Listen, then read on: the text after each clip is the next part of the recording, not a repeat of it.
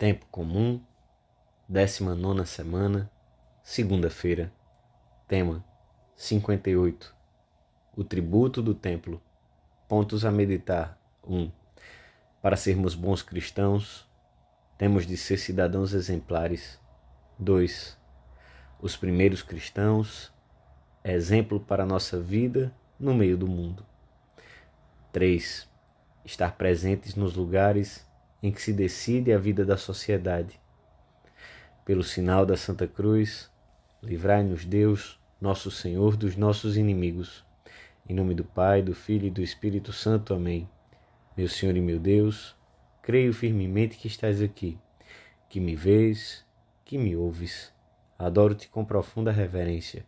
Peço-te perdão dos meus pecados e graça para fazer com fruto este tempo de oração. Minha Mãe Imaculada, São José, meu Pai e Senhor, meu anjo da guarda, intercedei por mim.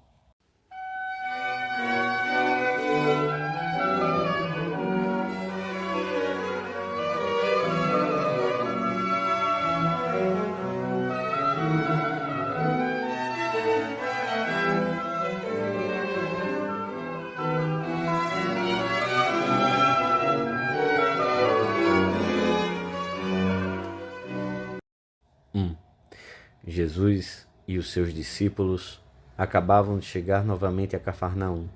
Lemos no Evangelho da Missa, quando os cobradores do tributo do templo se aproximaram de Pedro e lhe perguntaram: o vosso mestre não paga a didracma?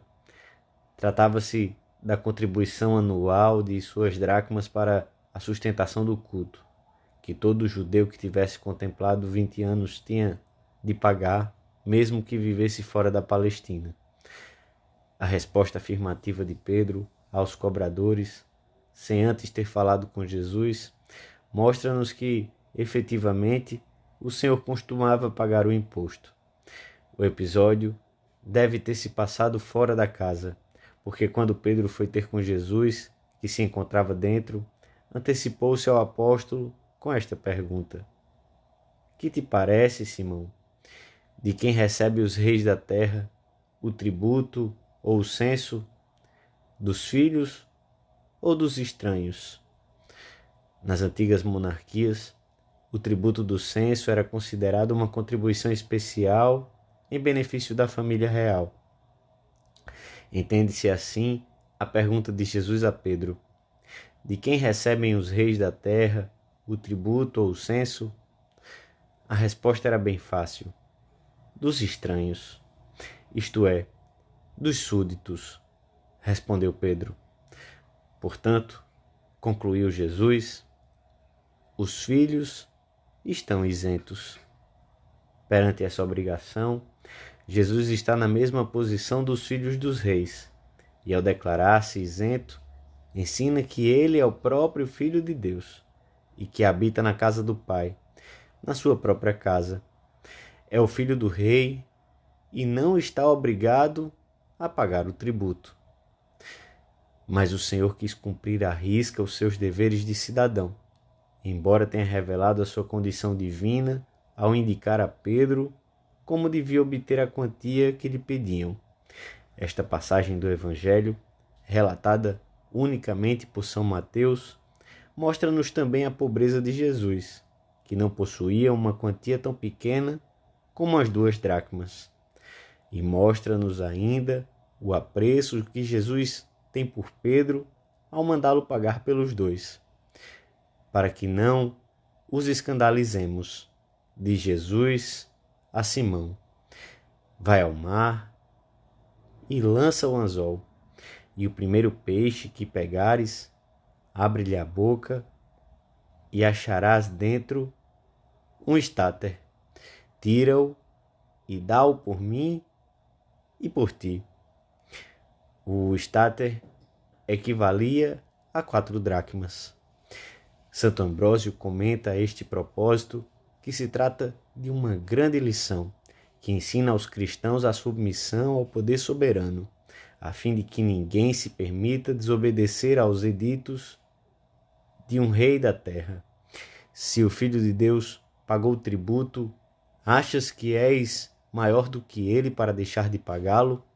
Se o Senhor, que nada possuía, pagou o tributo, tu, que andas à procura dos bens deste mundo, por que não reconheces as cargas do mesmo? Por que te consideras por cima do mundo?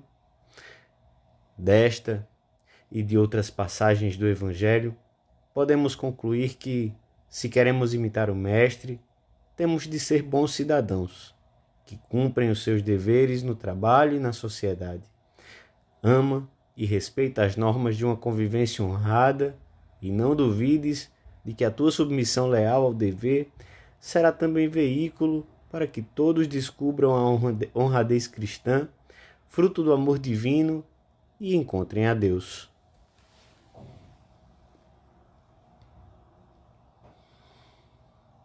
Dois. Depois da vinda do Espírito Santo no dia de Pentecostes, os apóstolos tiveram uma consciência mais clara de terem sido enviados pelo Senhor para estarem presentes no âmago da própria sociedade. Como mestre, eles não eram do mundo, e em muitas ocasiões o mundo os rejeitaria e não teria com eles o sorriso de benevolência que se reserva para o que é próprio. Sem serem do mundo, sem serem mundanos, os primeiros cristãos rejeitaram costumes e modos de conduta incompatíveis com a fé que tinham recebido, mas nunca se sentiram como um corpo estranho na sociedade a que pertenciam por direito próprio. Os apóstolos não deixaram de recordar-lhes com especial firmeza as palavras do Senhor que os vinculavam ao próprio coração da sociedade humana, porque só ali essas palavras podiam alcançar o seu pleno cumprimento. Eles deveriam ser o sal que dá sabor e preserva da corrupção a vida dos homens, o fermento que se mistura e se confunde com a farinha para fermentar toda a massa, a luz que tem de brilhar diante dos povos, para que, convencidos pelas obras, glorifiquem o Pai que está nos céus. Os primeiros cristãos não procuraram o isolamento, nem levantaram barreiras defensivas que lhes garantissem a sobrevivência nos momentos de feroz incompreensão. A atitude que adotaram, mesmo nas épocas de perseguição, não foi nem agressiva nem medrosa, mas de serena presença. O fermento operava confundido com a massa. A presença cristã no mundo foi radicalmente afirmativa, e toda a injustiça dos perseguidores revelou-se incapaz de alterar a atitude serena e construtiva daqueles primeiros fiéis, que sempre se mostraram cidadãos exemplares. A violência das perseguições não fez deles pessoas inadaptadas ou antissociais, nem conseguiu desfazer a sua solidariedade essencial com o resto dos homens, seus semelhantes. Acusam-nos de que nos separamos da massa popular do Estado, argumenta Tertuliano. E isso é falso, porque o cristão sabe-se embarcado na mesma nave que os outros cidadãos e participa com eles de um comum destino terreno, porque se o império é sacudido com violência, o mal alcança também os súditos e, consequentemente, atinge-nos a nós. Caluniados e incompreendidos, os cristãos mantiveram-se fiéis à sua vocação divina e à sua vocação humana, ocupando no mundo o lugar que lhes correspondia, exercendo seus direitos e cumprindo cabalmente os seus deveres. Os primeiros cristãos não só foram bons cristãos, como cidadãos exemplares, pois esses deveres eram para eles obrigações de uma consciência retamente formada, através das quais se santificavam. Obedeciam às leis civis justas, não só por temor ao castigo, mas também por um dever de consciência, escrevia São Paulo aos primeiros cristãos de Roma. E acrescenta: é por esta razão que pagais os tributos. Como aprendemos dele, de Cristo, escreve São Justino Mártir, em meados do século II, nós, procuramos pagar os tributos e contribuições íntegros e com rapidez aos vossos encarregados.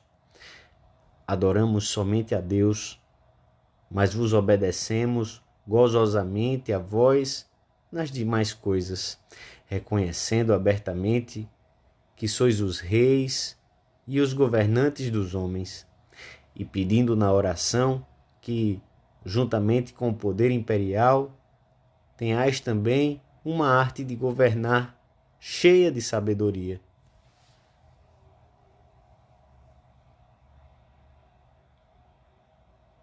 Três. A Igreja sempre exortou os cristãos, cidadãos da cidade temporal e da cidade eterna, a procurarem desempenhar fielmente as suas tarefas terrenas, guiados pelo Espírito do Evangelho. Os outros devem ver em nós essa luz de Cristo refletida num trabalho honesto, em que se cumprem fielmente as obrigações de justiça com a empresa, com os que trabalham sob a nossa responsabilidade, com a sociedade, pelo pagamento dos impostos que sejam justos. No caso dos estudantes, mediante um estudo responsável.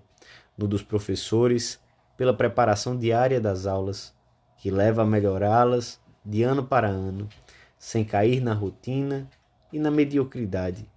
No das mães de família, pelo cuidado do lar, dos filhos, do marido, pela retribuição justa a quem as ajuda nas tarefas de casa.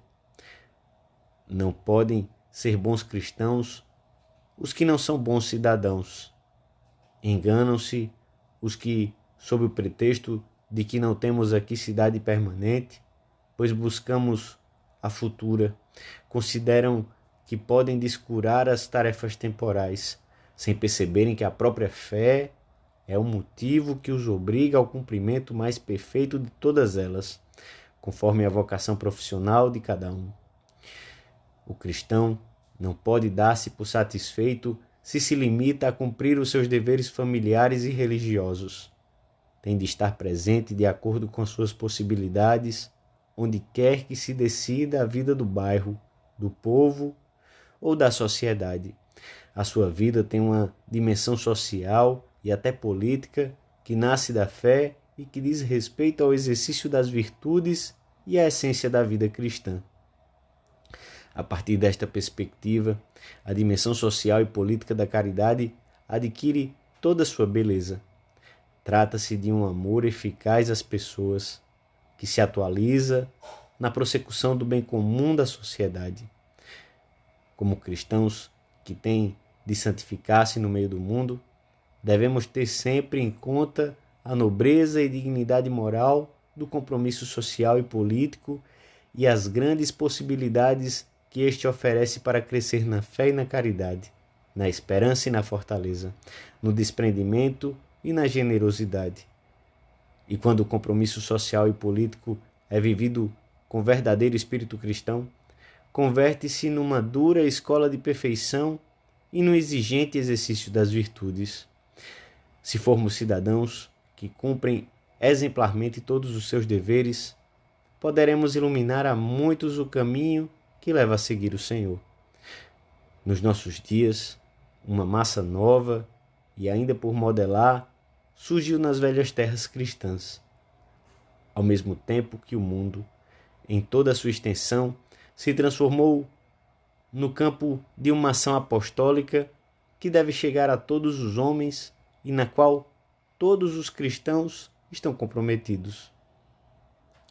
Hoje a Igreja e cada um dos seus filhos encontram-se novamente em estado de missão, e o que se pede ao fermento é que ponha em ação toda a plenitude da sua força renovadora. Isto é possível quando nos sentimos, porque o somos, cidadãos de pleno direito, que cumprem os seus deveres e exercem os seus direitos e não se escondem diante das obrigações e vicissitudes da vida pública.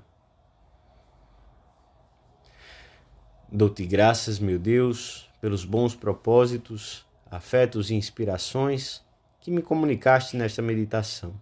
Peço-te ajuda para os pôr em prática. Minha Mãe Imaculada, São José, meu Pai, Senhor, meu anjo da guarda, intercedei por mim.